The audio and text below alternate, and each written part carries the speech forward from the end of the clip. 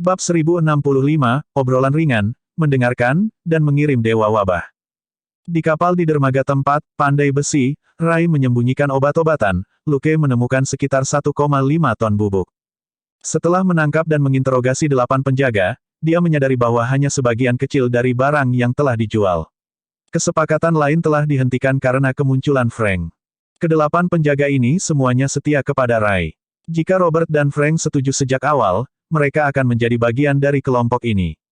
Dari 8 orang ini, 2 memiliki lebih dari 10 juta, sementara 3 memiliki beberapa juta masing-masing, dan inilah yang tersisa setelah menghabiskan banyak uang di luar negeri. 3 lainnya kecanduan judi, jadi tidak peduli berapa banyak uang yang mereka dapatkan, kantong mereka selalu kosong, mereka bisa dianggap miskin. Ini sudah cukup untuk menunjukkan bahwa 8 orang ini pantas mati. Luke memperkirakan bahwa setidaknya 4 atau 5.000 dari 80.000 pengalaman dan poin kreditnya berasal dari 8 kaki tangan ini. Sekarang para penjahat ada di inventarisnya, Luke akan mengambil uang mereka. Tak hanya itu, 2 di antaranya adalah orang-orang terdekat Rai. Meskipun Rai masih menyembunyikan sebagian besar rahasianya dari mereka, dia tidak bisa menyembunyikan semua petunjuk. Keduanya tahu beberapa rahasia kecil dan hobi Rai. Misalnya, Rai mungkin memiliki beberapa tempat tinggal rahasia di seluruh negeri, tempat dia menyimpan banyak uang. Apapun yang ingin dilakukan Rai, keduanya akan melakukannya dengan patuh. Mereka menghasilkan jutaan dolar setiap tahun, mereka tidak cukup bodoh untuk membuangnya. Jika Rai meninggal, mereka berdua tidak akan ragu untuk mengambil barang-barang ini untuk diri mereka sendiri dan lari. Mereka juga tahu sedikit tentang orang-orang hebat lainnya dan kontak bawah tanah yang berinteraksi dengan Rai. Interogasi Luke selama 1 jam tidak sia-sia. Uang kotor ini hanya lewat keuntungan, itu adalah tembakan besar dan kontak bawah tanah yang bernilai pengalaman dan poin kredit. Dengan petunjuk ini, Luke mungkin bisa menggali beberapa paket EXP Super. Itu sebabnya dia dalam suasana hati yang baik. Saat itu masih dingin di New York pada pertengahan Januari, tetapi cuacanya baik selama 2 hari terakhir, dan tanah akhirnya tidak lagi basah. Meski atapnya dingin, tidak terasa seperti oven arang yang panas. Mereka berdua makan di rooftop. Mereka menghindari berbicara tentang hal-hal serius dan hanya bergosip iseng. Nugget emas makan dalam diam. Beberapa ratus meter jauhnya, sesosok merah tua berjongkok di atas sebuah bangunan. Dia memutar kepalanya sedikit sehingga telinganya menghadap ke arah Luke. Pasti ada sesuatu yang terjadi antara Matt dan Karen. Betulkah?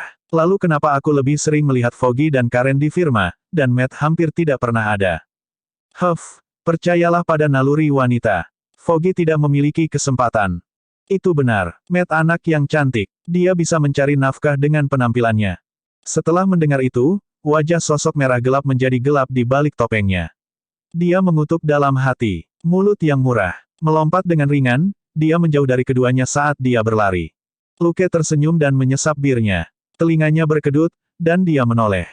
Meskipun dia memiliki penglihatan yang tajam, itu tidak sampai pada titik untuk bisa melihat dengan jelas apa yang berjarak ratusan meter dalam kegelapan. Namun, siapa yang mengatakan bahwa pengacara Matt adalah satu-satunya yang bisa melakukan penyadapan? Penyadap celaka ini, lebih baik dia menghajar beberapa hooligan. Memikirkan itu, Luke mengambil sumpitnya dan menggigitnya. Ya, terong sudah matang. Makan ini dulu. Seperti binatang buas yang telah mengamuk terlalu lama, kota New York tiba-tiba menjadi tenang di pertengahan Januari. Franz pergi. Luke melewati gedung tempat Frank tinggal pada malam berikutnya, dan baik Frank maupun Hellhound telah pergi. Semua barang pribadi di tempat itu juga telah hilang, satu-satunya yang tertinggal adalah setumpuk besar senjata api.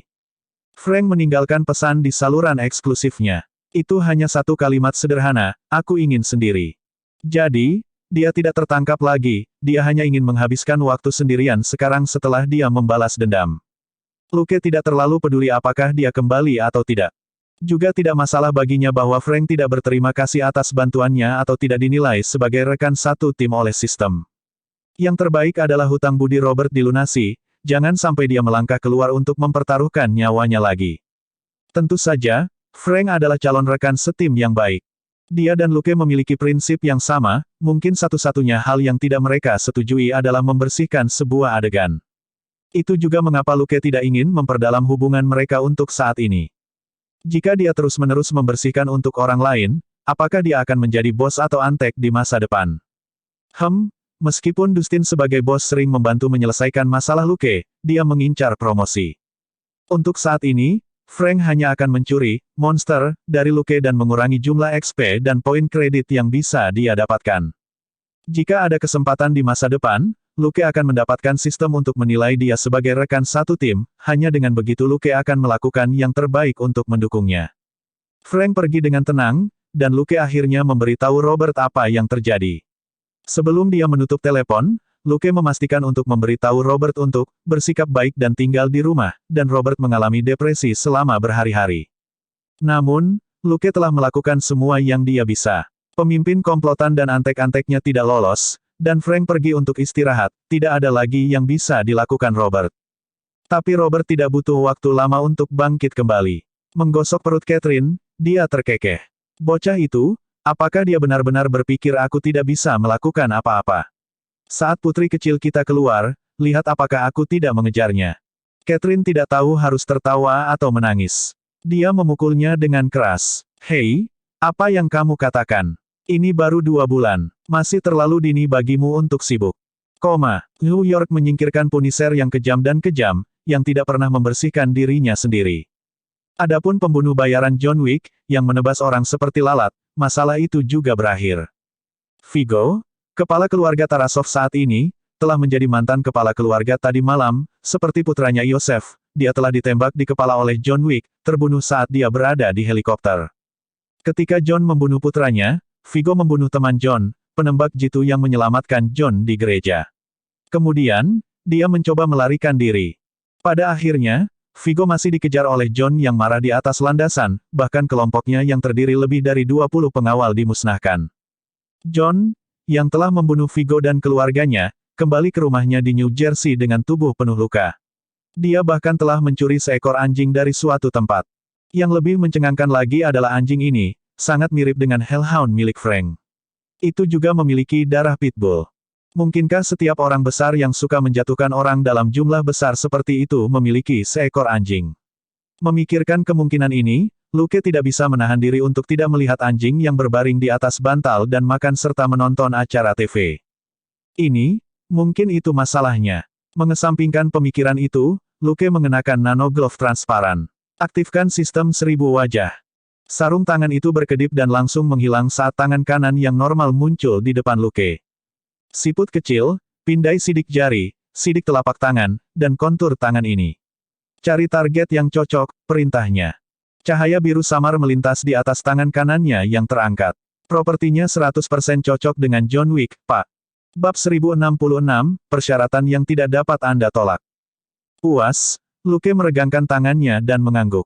Itu hampir selesai. Begitu dia lebih akrab dengan kecerdasan dan lebih baik dalam meniru berbagai perilaku dan pola bicara, dia harus mengobrol dengan pembunuh bayaran bugiman itu. Dia akan menawarkan persyaratan pihak lain yang tidak dapat dia tolak, memastikan bahwa mereka dapat menegosiasikan perjanjian transfer. Di New Jersey, John Wick menuangkan makanan anjing ke dalam mangkuk di kakinya. Dia melihat anjing yang dia ambil dari penampungan hewan, dan mau tidak mau menggosok kepalanya yang persegi. Anjing ini sangat penurut. Itu hampir tidak pernah menyalak, itu hanya bermain sendiri, dan bisa memahami banyak perintah. John merasa lebih baik setelah beberapa hari, setidaknya, itu tidak tak tertahankan seperti yang dia pikirkan. Lebih dari setengah luka di tubuhnya telah sembuh. Hanya beberapa lukanya yang masih sakit, tetapi dia pulih sepenuhnya dalam waktu seminggu.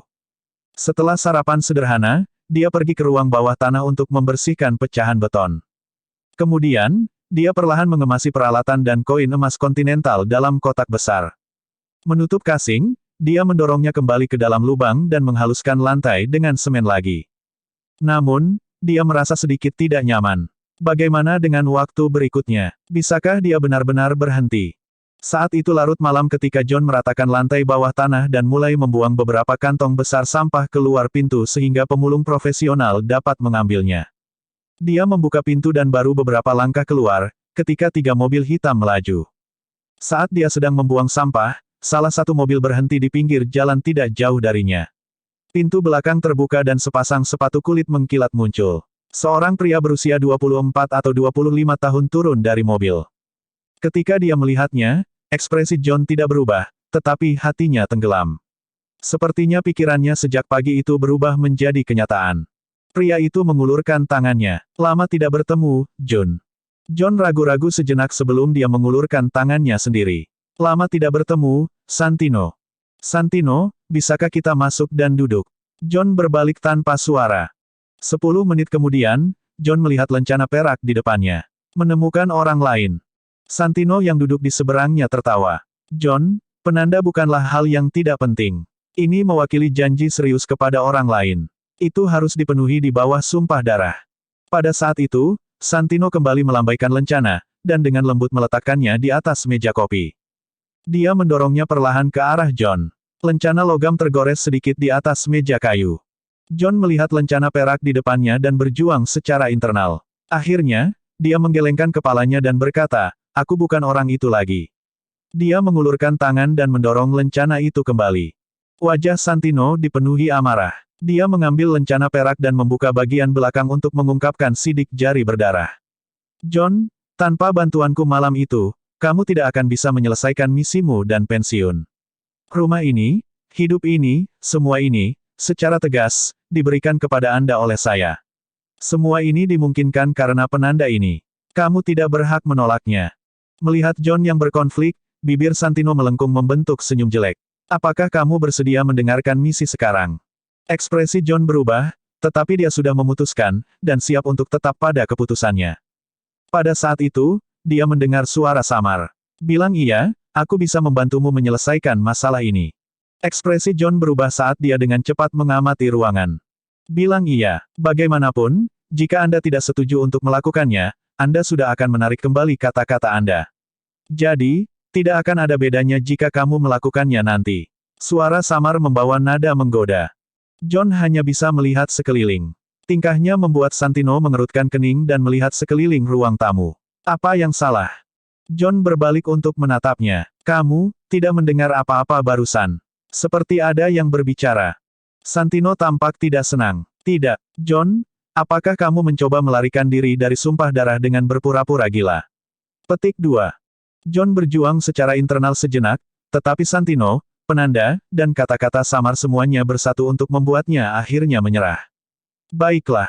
Santino tertegun sejenak, sebelum dia mengungkapkan ekspresi senang.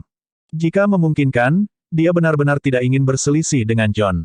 Pria berjuluk Bugiman ini adalah monster, dan dia sangat membutuhkan bantuannya. Sekarang setelah John setuju atas kemauannya sendiri, itu adalah hasil terbaik.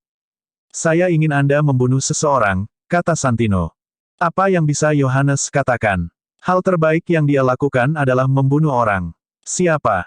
"Adikku," kata Santino berat. Hati Johan tercekat. Dia tidak mengharapkan jawaban itu. 10 menit kemudian, Santino keluar dari rumah John dan berpamitan dengannya sambil tersenyum. "Aku akan menunggu kabar baikmu, John." Johan tidak mengatakan apa-apa. Dia hanya mengangguk sedikit dan melihat ketiga mobil itu pergi. Menutup pintu di belakangnya, dia berjalan kembali ke ruang tamu dan mengamati area itu. "Apa yang kamu inginkan?" Sesosok gelap muncul dari lorong di sisi lain kamar tidur. "Saya ingin semua milik John Wick." John menyipitkan matanya dan melihat topeng mengintip dari bayang-bayang. Kumisnya melengkung, dan sudut mulutnya ditarik ke atas untuk membentuk senyum yang menakutkan. Sebuah pikiran melintas di benaknya, dan dia berkata dengan tidak percaya, "V." Luke menatapnya dengan penuh minat. "Apakah Winston memberitahumu? Tidak banyak orang di Continental Hotel yang tahu nama itu." John dengan cepat menekan keterkejutannya. "Apa sebenarnya yang kamu inginkan?" Lukas tertawa. "Seperti yang saya katakan, saya menginginkan John Wick. Dengan kata lain, saya ingin nama, penampilan, dan identitas Anda masuk ke Continental Hotel." John tidak bisa lagi mempertahankan ketenangannya. "Apa yang kamu inginkan?" Dia telah mendengar dari Winston bahwa pria V yang tersenyum ini telah membunuh 126 pembunuh bayaran veteran sekaligus dan bahkan meninggalkan sebuah patung yang tampaknya adalah V sendiri sebagai buktinya. Setelah John, V mungkin adalah salah satu pembunuh paling kuat di luar sana. Itu juga karena alasan inilah John belum bergerak. Mengingat kekuatan V yang dikabarkan, tidak mungkin John akan selamat jika dia disergap.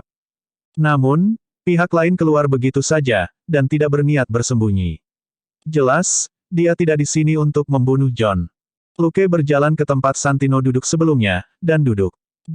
Kita bisa bicara perlahan. Saya akan memberi Anda tawaran yang tidak bisa Anda tolak. Petik 2.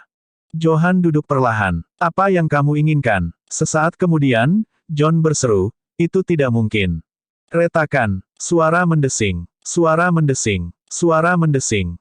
Dentang. Suara barang-barang yang terbalik dan hancur bisa terdengar. Ah, sial, persetan denganmu. Ah, suara-suara itu tiba-tiba berhenti dan ruangan menjadi sunyi sekali lagi. 10 menit kemudian, Luke menyelinap keluar dari villa. Dia hanya bisa menghela nafas. Aku bilang kamu tidak bisa menolak, jadi kamu tidak boleh menolak. Bahkan jika kamu tidak mau, lalu bagaimana? Di ruang bawah tanah, ada lubang besar lain di semen baru yang belum mengering. Kasing besar di dalamnya telah menghilang tanpa jejak. Bab 1067, setuju, secara fisik, dan meja tinggi. Penerjemah, Henye Translations Editor, Henye Translations. 1 jam kemudian, Selina pergi ke lab di Nassau County. Setelah masuk, dia dengan cepat pergi ke bengkel. Gold Nugget pergi ke sudut dan melihat anjing kampung abu-abu bodoh berkepala persegi. Anjing kampung bodoh itu menatap dengan bodoh pada atasan baru ini, lalu mengendus dengan hati-hati dan menggonggong. Senang, Nugget emas mengulurkan kaki dan menepuk kepala anjing itu sambil tersenyum. Sementara kedua anjing itu menetapkan posisi tuan dan antek mereka, bengkel itu sudah tertutup rapat. Tapi layar pelindung belum diaktifkan, dan orang masih bisa melihat ke dalam bengkel. Selina mengaktifkan unit komunikasi. Dia setuju. Dia tidak bisa membantu tetapi berbalik untuk melihat. Apa-apaan, dia bahkan membawa anjing itu kembali bersamanya. Apakah dia tidak takut bahwa penyanyang anjing akan meledakkan kepalanya di masa depan? Luke mengarahkan program iMedis, Osiris, untuk menggunakan lengan robot untuk memotong John Wick. Dia mengangkat bahu. Secara fisik, dia setuju. Selin bingung. Secara fisik.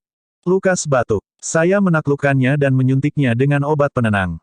Selina menatapnya dengan jijik. Bukankah itu hanya memukulinya? Aku juga bisa melakukannya. Luke berkata, itu terlalu banyak usaha. Jika dia masih menolak untuk menerima lamaranku setelah dia bangun, dia bisa mati saja. Selina berpikir itu yang diharapkan. Mereka sudah menyelidiki John Wick sebelumnya. Setelah bertahun-tahun dalam bisnis pembunuh bayaran, jumlah orang tak bersalah yang tewas di tangannya tidak banyak, tetapi juga tidak sedikit. Dia bukan orang gila, tapi menembaknya mati bukanlah ketidakadilan. Tetapi setelah beberapa pertimbangan, Luke membiarkannya hidup-hidup. Terakhir kali, Luke membunuh 126 pembunuh bayaran elit sekaligus. Dia memiliki banyak pengalaman dan kredit. Jika John benar-benar pergi ke Continental Hotel untuk melaporkan V, otomatis dia akan mengambil peran yang sama dengan bartender, Weasel, dalam pembantaian para pembunuh bayaran sebelumnya.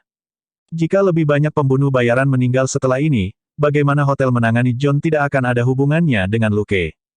Luke bukan orang yang picik. Baru saja, John menolak permintaan pembunuhan Santino karena dia ingin hidup damai. Jika dia memilih untuk bekerja sama dengan Luke, dia akan menjadi orang yang sama sekali berbeda dan menghabiskan sisa hidupnya di bawah identitas baru. Tidak ada yang akan mencari dia untuk membunuh orang lagi. Kedua jalan itu ada di sana. Terserah John untuk memutuskan apakah dia menginginkan kehidupan yang mudah atau kematian yang menyakitkan. Saat dia melihat lengan robot bekerja, Luke berkata kepada Selina, aku akan pergi ke Roma dalam 2 hari. Selina tidak terlalu terkejut. Jadi, ketika saya bebas, saya perlu mengemudikan mobil Anda di sekitar New York. Lukas berkata, ya, saya akan mencoba yang terbaik untuk kembali secepat mungkin. Anda hanya perlu melewati beberapa kamera pengintai polisi. Namun, bagian tubuh dari sistem 1000 wajah belum selesai, masalah dengan ukuran tubuh belum diperbaiki. Ini juga akan menjadi pertama kalinya kamu berpura-pura menjadi aku, jadi tidak apa-apa untuk tidak melakukan terlalu banyak. Selina bertanya, misi apa yang diterima John Wick kali ini, sehingga dia harus terbang ke Roma? Luke berkata, di belakang Continental Hotel adalah meja tinggi. Apakah kamu tahu itu? Selin mengangguk. Mereka telah menemukan beberapa petunjuk tentang meja tinggi sebelumnya, tetapi tidak banyak. Mereka hanya tahu bahwa High Table mirip dengan Dewan Direksi, dan Continental Hotel hanyalah salah satu properti di bawah High Table. Kepala keluarga Chamora, salah satu dari 12 kursi di meja tinggi, sudah mati. Dia meninggalkan kursi untuk putri sulungnya, Gianna De Antonio. Putra bungsunya, Santino, menginginkan kursi itu, dan ingin Bugiman membunuh saudara perempuannya, kata Luke.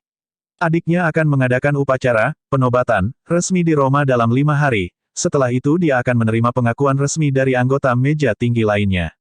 Jika Santino membunuhnya setelah itu terjadi, anggota lain mungkin akan menemukan masalah dengannya.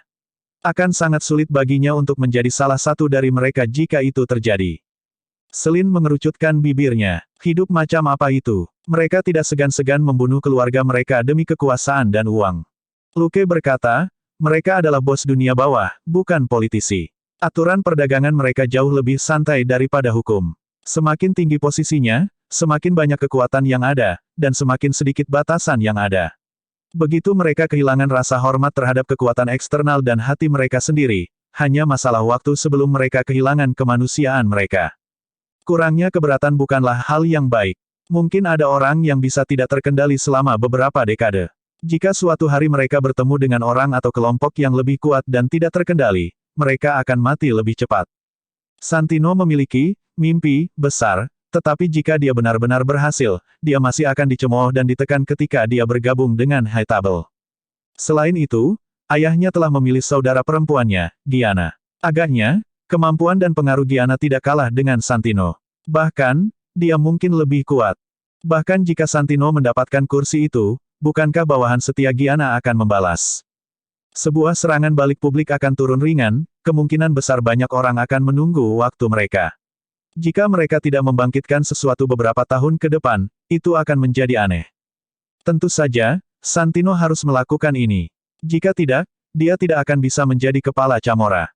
Bagi beberapa orang, satu-satunya hasil optimal adalah kekuatan untuk diri mereka sendiri. Kakak atau apalah, mati saja. Butuh waktu kurang dari 1 jam untuk menyelesaikan operasi plastik pada John.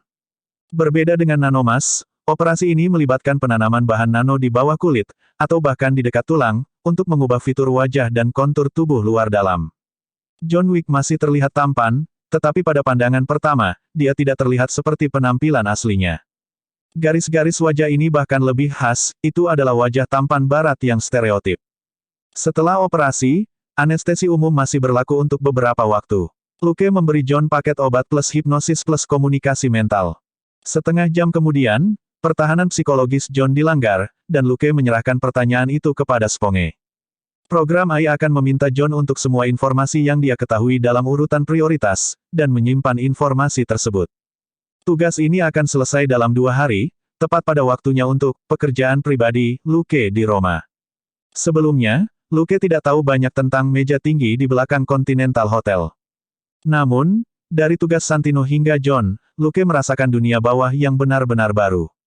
Continental Hotel bukanlah badan utama, itu hanya pintu masuk ke dunia ini. Awalnya, Luke hanya ingin menuai hasil dari hotel. Namun, informasi yang dia miliki sekarang membuktikan bahwa Continental Hotel itu sendiri hanyalah sedikit wall. Domba gemuk sejati adalah Hightable. Tetapi ketika dia mengetahui lebih banyak informasi dari John Wick, Luke bahkan lebih terkejut dan senang. Ini karena dia sekali lagi menyadari bahwa 12 anggota meja tinggi tidak dapat dianggap sebagai domba yang gemuk, paling banyak, mereka adalah yang paling gemuk di antara domba-domba gemuk yang tak terhitung jumlahnya. Sederhananya, Hightable dan Continental Hotel telah membentuk sistem ekonomi yang relatif lengkap di dunia bawah.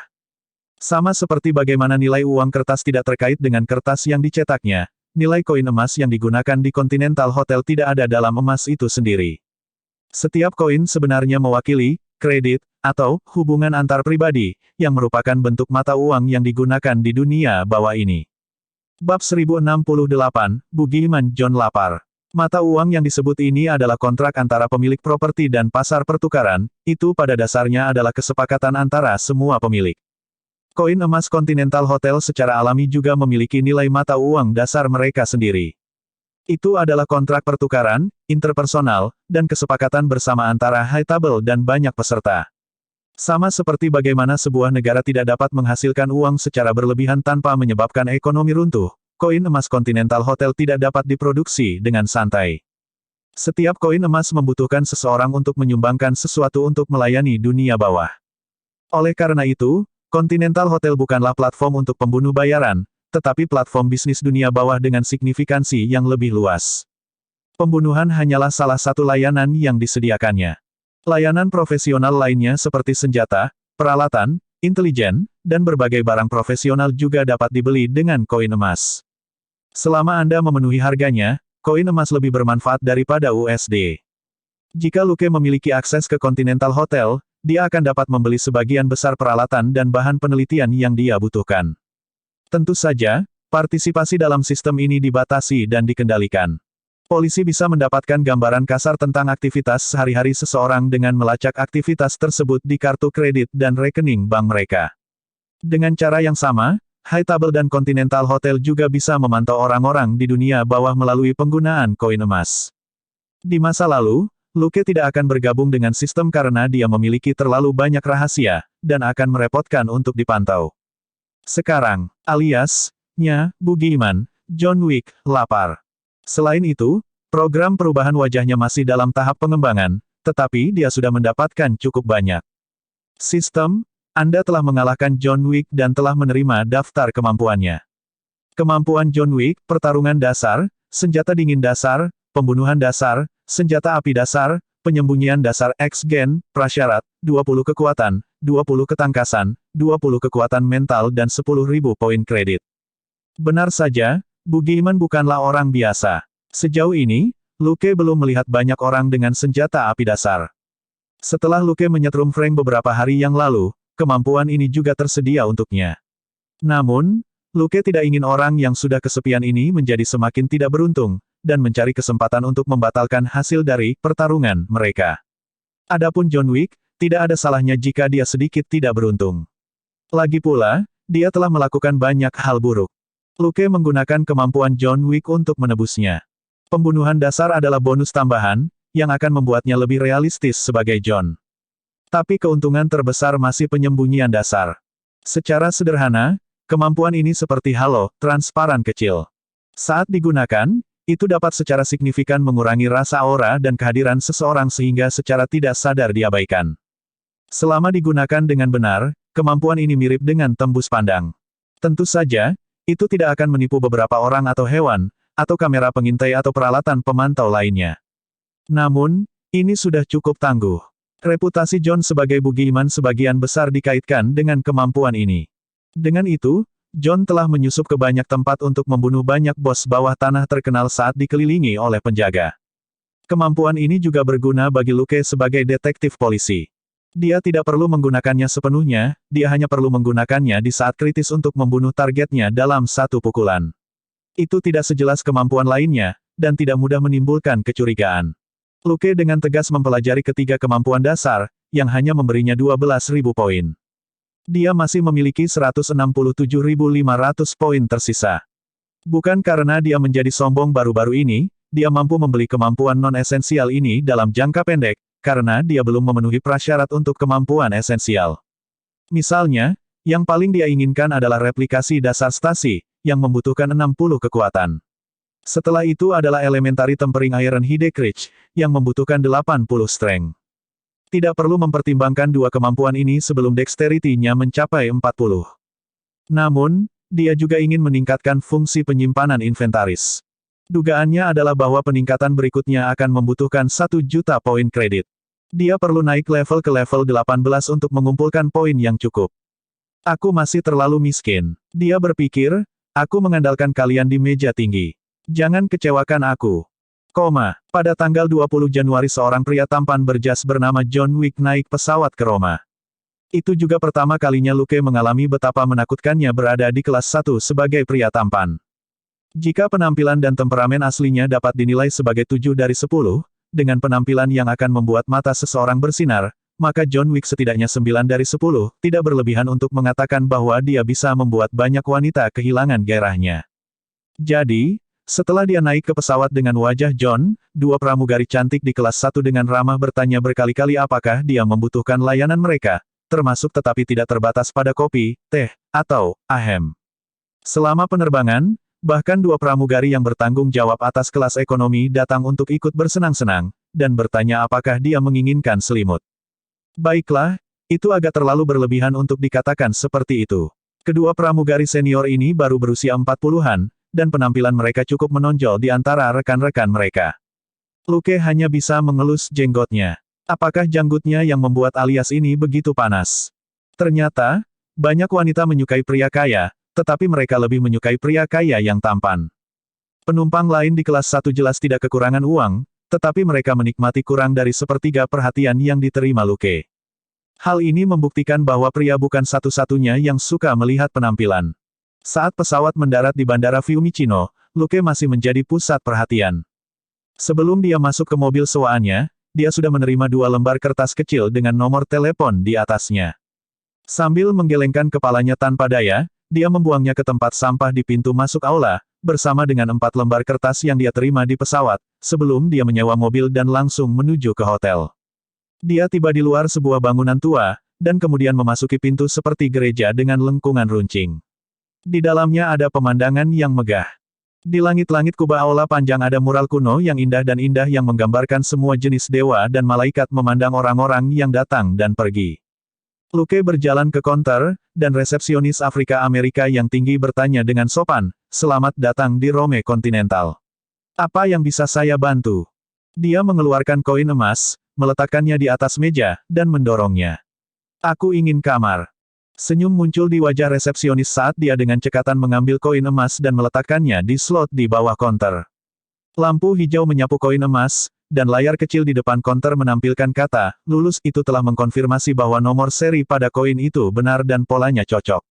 Itu bukan palsu. Dia mengangguk dan berkata, "Tolong tunggu sebentar, Tuan Jonathan." Sebuah suara terdengar di dekatnya. Bab 1069, "Untuk siapa kamu di sini? Nikmati pestanya." Luke berbalik dan melihat seorang lelaki tua pendek berusia 50-an berjalan mendekat. Pria tua itu mengenakan syal putih di lehernya. Ditambah dengan setelan hitamnya, dia tampak seperti seorang pendeta Katolik. Luke mengingat informasi dari John. Dia telah memberikan perhatian khusus pada NPC eksklusif di Rome Continental, dan hanya ada satu yang terlihat seperti itu. Dia adalah pemilik dan manajer Rome Continental Hotel. Julius Winston adalah manajer New York Continental Hotel. Pria itu sudah mengulurkan tangannya saat dia mendekat. "Lama tidak bertemu, Jonathan." "Lama sekali, Julius," kata Luke, wajahnya masih tenang. Itu tidak bisa dihindari. John selalu seperti itu. Dia biasanya tidak memiliki banyak ekspresi di wajahnya. Dia memiliki aura pangeran tampan yang menyendiri. Setelah berjabat tangan, mereka berjalan ke sofa dan duduk.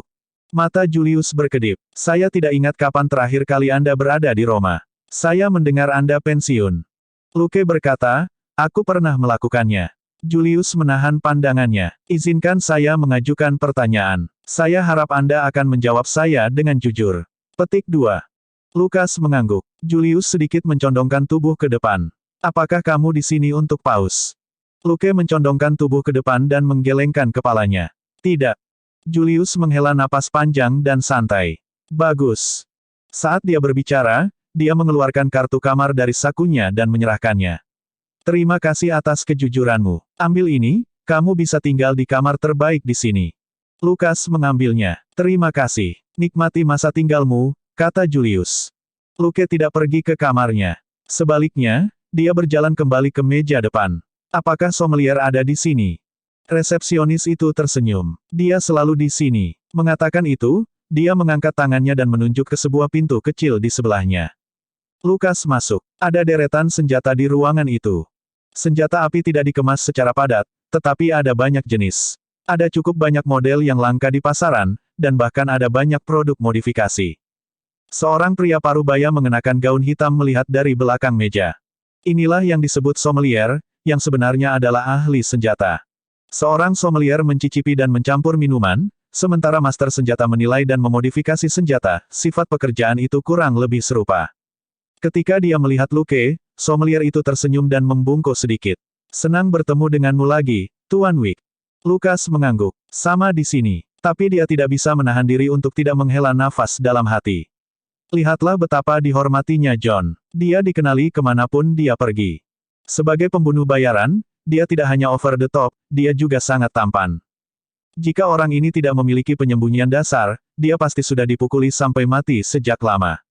Tapi ini bagus. Itu menguntungkannya sekarang. Pikiran itu melintas di benak Luke saat dia berbicara dengan sommelier. 10 menit kemudian, sommelier mengangguk. "Mereka akan dikirim ke kamarmu besok pagi jam 9. Apakah waktunya cocok?" Luke mengeluarkan gulungan koin emas dan meletakkannya di atas meja. Itu saja. Terima kasih atas layanan Anda. Petik 2. Sommelier hanya melirik koin emas tetapi tidak mengambilnya. Dia tersenyum dan mengangguk. Sama-sama, Tuan Wick. Lukas berbalik. Ketika dia sampai di pintu, dia mendengar suara lembut sommelier. Sumbu. Dia berbalik, dan sommelier melanjutkan, silakan nikmati pestanya. Luke tersenyum, mengangguk, dan pergi. Kemudian, berdasarkan informasi John, Luke menemukan tempat yang menjual peta, dan memperoleh peta perkebunan De Antonio. Akhirnya, dia memesan 4 setelan dari penjahit yang disediakan oleh hotel, 2 untuk bersantai dan 2 untuk pertempuran. Salah satu pakaian tempur akan dikirim ke kamarnya pada pukul 9 besok pagi. Dia akan mengumpulkan sisanya ketika dia check out. Luke telah membayar banyak koin emas untuk semuanya, tetapi dia tidak merasa menyesal sama sekali. Bagaimanapun, itu adalah milik John, dan Luke tidak perlu memaksakan diri. Oke, menaklukkan John membutuhkan sedikit usaha. Luke pada dasarnya tidak pernah memakai jas sebelumnya. Ini adalah kebiasaan yang terbawa dari kehidupan sebelumnya. Dalam kehidupan sebelumnya, dia hanyalah seorang pegawai biasa. Biasanya, dia hanya mengenakan jaket dan kemeja kasual untuk bekerja. Ketika dia pulang kerja, dia akan berubah menjadi t-shirt dan celana pendek. Di musim dingin, dia hanya akan mengenakan piyama katun. Mustahil baginya untuk mengenakan jas ketika dia pergi makan sate dengan teman dan koleganya sesekali. Mengenakan pakaian kasual untuk bekerja, lalu keluar setelah bekerja dengan setelan jas untuk makan sate, bukankah itu gila? Setelah dilahirkan kembali di dunia ini, pada dasarnya dia tidak perlu mengenakan jas sebelum dia pergi ke sekolah menengah. Ketika dia menjadi seorang polisi, dia mengenakan seragam, dan setelah hidupnya sebagai detektif dimulai, dia tidak pernah peduli dengan masalah ini lagi. Baru setelah John Wick muncul, dia menyadari bahwa apa yang disebut preman berjas ini masih sangat mencolok. Setelan yang baru saja dia pesan adalah produk khusus, itu pasti bukan jenis yang akan merobek dan mengungkapkan celana dalamnya. Untuk sesaat, dia menantikan operasi besok. Hari sudah sore ketika dia selesai. Dia bukan John Wick yang asli. Tidak ada banyak bahaya dalam menjalankan misi ini. Dia ingin mengambil kesempatan ini untuk berkeliling Roma. Dia harus kembali ke New York segera setelah misi besok. Ini adalah pertama kalinya Selina berpura-pura menjadi dia, dan dia tidak bisa tinggal di sini terlalu lama. Dia menyewa mobil dari hotel dan berkendara melalui jalan-jalan Roma. Dia buru-buru mengunjungi Kolosseum dan Mulut Kebenaran. Dia tidak tertarik dengan air mancur Trevi, tetapi salon tempat Audrey Hepburn mendapatkan tatanan rambut terkenalnya dikatakan berada di sebelahnya. Tentu saja, salon itu tidak ada di sana, yang mengecewakan Luke. Akhirnya, saat malam tiba, dia duduk di piazza di Spagna di bawah Trinita dei Monti. Saat malam tiba, kolam di alun-alun menyemburkan air dalam berbagai bentuk dan ukuran di tengah lampu warna-warni. Masih banyak turis di sini. Sepasang suami istri asing baru saja berjalan ke alun-alun dengan es krim, ketika mereka ditangkap oleh seorang petugas patroli yang lewat. Dia memberi mereka 2 pilihan, 1, habiskan es krim sebelum memasuki alun-alun. 2, buang es krim ke tempat sampah sebelum masuk ke alun-alun. Singkatnya, tidak ada yang diizinkan makan es krim di alun-alun, terutama ketika mereka duduk di sebelah air mancur. Lukas tersenyum. Ini juga menarik. Di Roman Holiday, ada adegan Hepburn makan es krim sambil duduk di samping air mancur. Adegan lidah Putri Anne menjilati es krim, seperti anak kucing, sangat jelas di benaknya. Banyak pasangan muda datang ke sini untuk es krim. Sayangnya, tidak ada kekurangan orang yang tidak peduli dengan kebersihan publik, dan tidak ada kekurangan turis di Italia. Ada banyak orang yang makan es krim di air mancur, dan ada lebih banyak lagi orang yang membuang sampah sembarangan. Pemerintah kota hanya bisa melarang mereka makan es krim di alun-alun.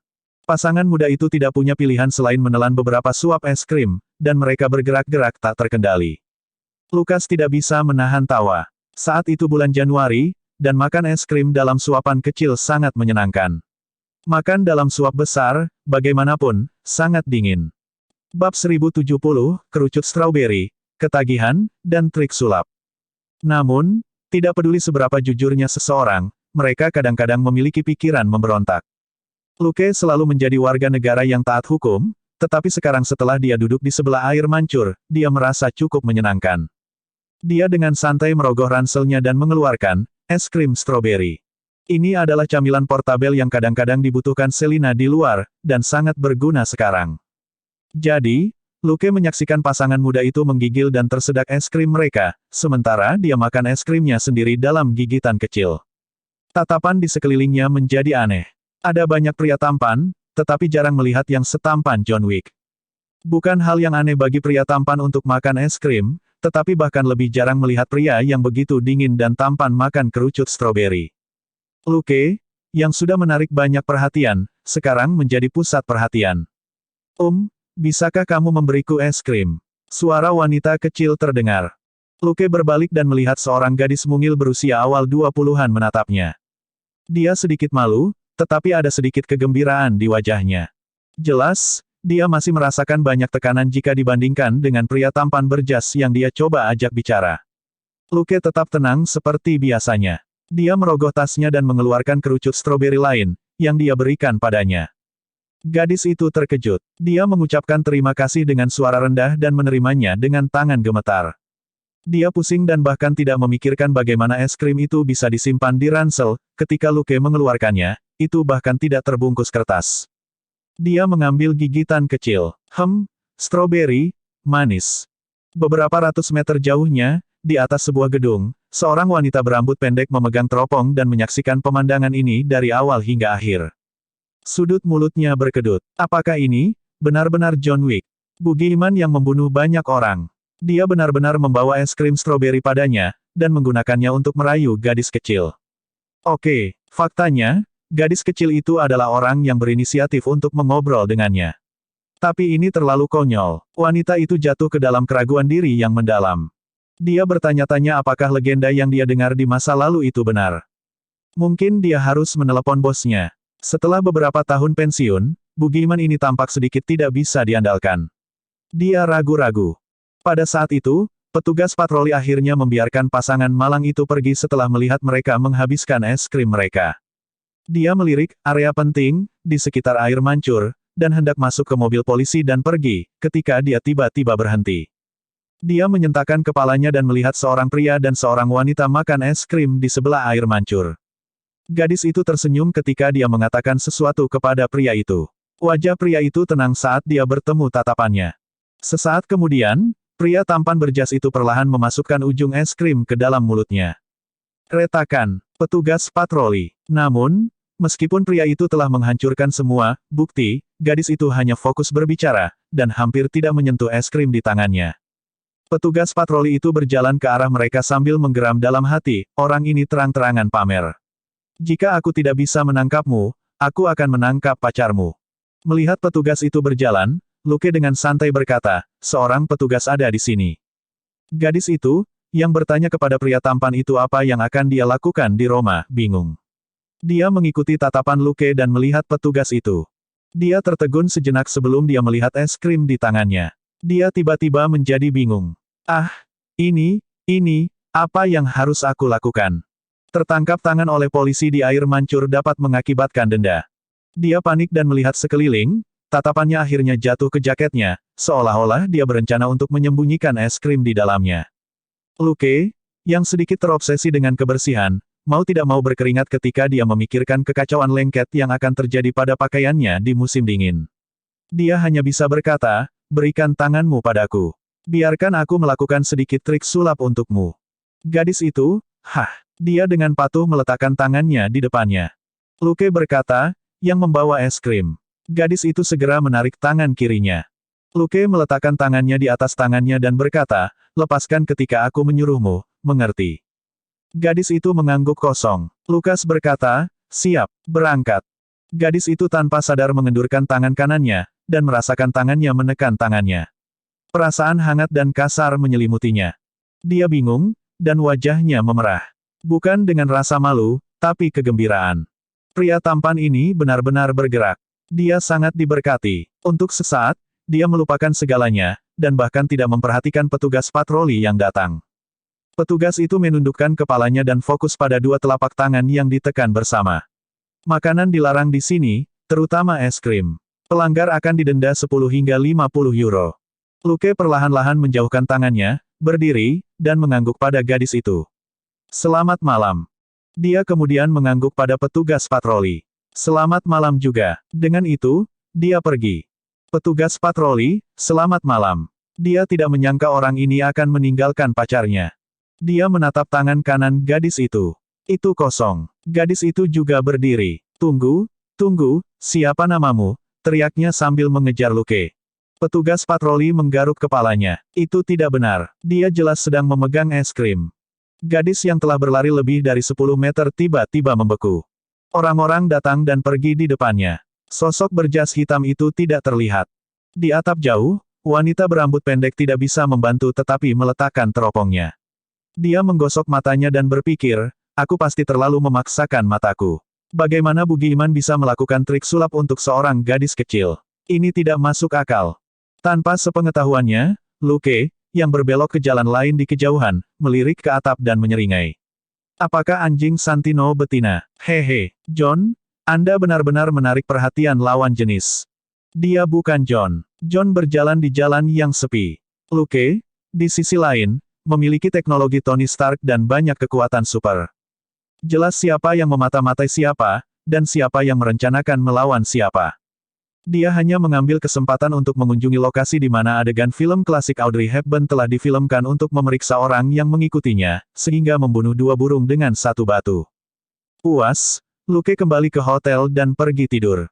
Keesokan harinya, dia bangun jam 3 pagi. Setelah makan sarapan yang dikirim oleh hotel, dia mulai membuat rencana. Kesulitan operasi tidak terletak pada keberhasilan pembunuhan target, tetapi pada cara terbaik untuk melakukannya dengan gaya John Wick. Pada saat yang sama, misi ini tidak akan semudah memotong melon dan sayuran. Akan terlalu mudah untuk menakut-nakuti orang-orang tertentu yang gelisah. Menarik ular keluar dari lubangnya adalah rencana yang bagus, tetapi jika seekor naga ditempatkan di pintu masuk, apakah ular itu akan keluar?